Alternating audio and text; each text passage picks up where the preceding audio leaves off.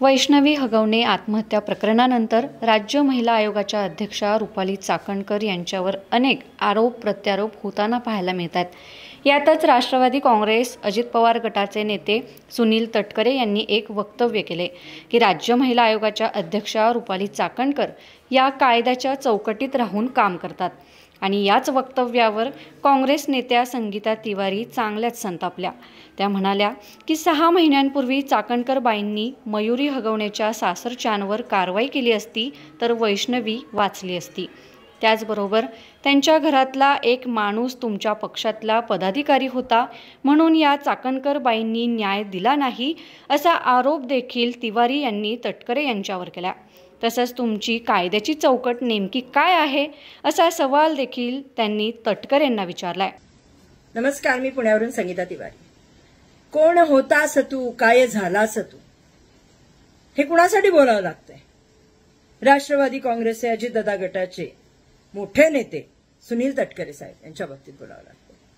तटकरे साहेब, काल परवापासून तुमचा व्हिडिओ बघतीये, मी मीडियावरच बघतीये की रुपालीताई चाकण महिला आयोगाच्या अध्यक्ष बाईंनी निर्णय एकदम कायद्याच्या चौकटीत बसून घेतलाय। तटकरे साहेब, मला सांगा ना, कायद्याची चौकट तुमच्यासाठी काय आहे?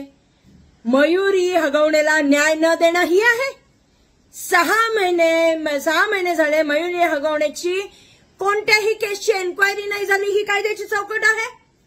मयुरी हगवणेच्या सासरच्या लोकांवर कारवाई केली असती त्यावेळेस या बाईंनी, तर आज वैष्णवी वाचली असती।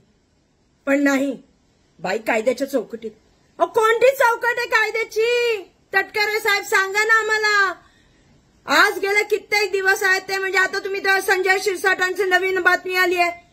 संजय शिरसाट एवढे मोठे दिग्गज आणि त्यांच्या मुलांनी एका बाईला केवढा त्रास दिला, तुमच्या मीडियावरच बघतोय साहेब। आम्ही काय आरोप, मग आता तुम्ही त्यांच्या मागे पण उभे राहणार का? कारण का तुमची युती आहे ना, तुम्ही सगळे एकत्र आहात, मग बाजू तर घ्यावी लागेल महिला आयोगाला।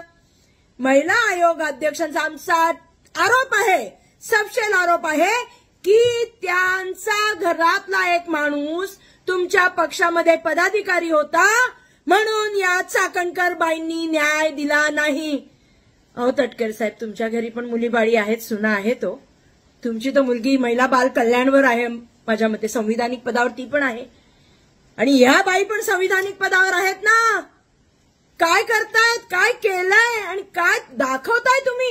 कायद्याच्या चौकटीत बसून त्यांनी निर्णय घेतलाय। कायद्याची चौकट?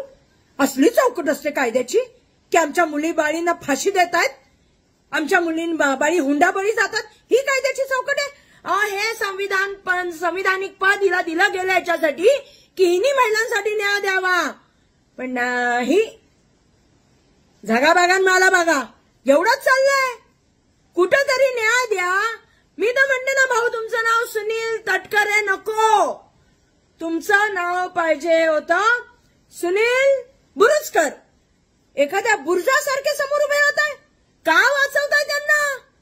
का वाचवताय त्यांना? आम्ही अपेक्षा करतोय तुमच्याकडनं की आमच्या महिलांना, आमच्या मुलींना, आमच्या लेकी बाळींना न्याय द्या म्हणून, पण तुम्ही चक्क मीडियासमोर येऊन म्हणतात कायद्याच्या चौकटीत बसून त्यांनी सगळं काम केलेलं आहे। त्या कायद्याची चौकट जरा आम्हाला समजून सांगा साहेब, एकदाच समजून सांगा। आम्ही अडाणी आहोत, आम्ही आया बिंडोक आहोत, आम्हाला काही कळत नाही हो। आम्हाला कायद्याची चौकट समजूनच सांगा एकदा की तुमची कायद्याची चौकट काय आहे, का तुम्ही त्या बाईंना वाचवताय, कशासाठी त्या बाईंना वाचवताय? राज क्या है बताइए तो सही, हम सुनने को तैयार है सुनील भाऊ, बताओ तो सही। पुन्हा एकदा सांगते, तटकरे साहेब, आम्ही अजितदादांना पण मानतो। तुरंत कारवाई करणारा माणूस आहे, खरी माहिती घेणारा माणूस आहे, आणि तुम्ही त्या पक्षात असूनही जर महिलांना न्याय देत नसेल तर आम्ही दादांना रिक्वेस्ट करू, दादा काहीतरी करा, यांना आवरा, पक्षाला वाचवायचं असेल। जय हिंद, जय महाराष्ट्र।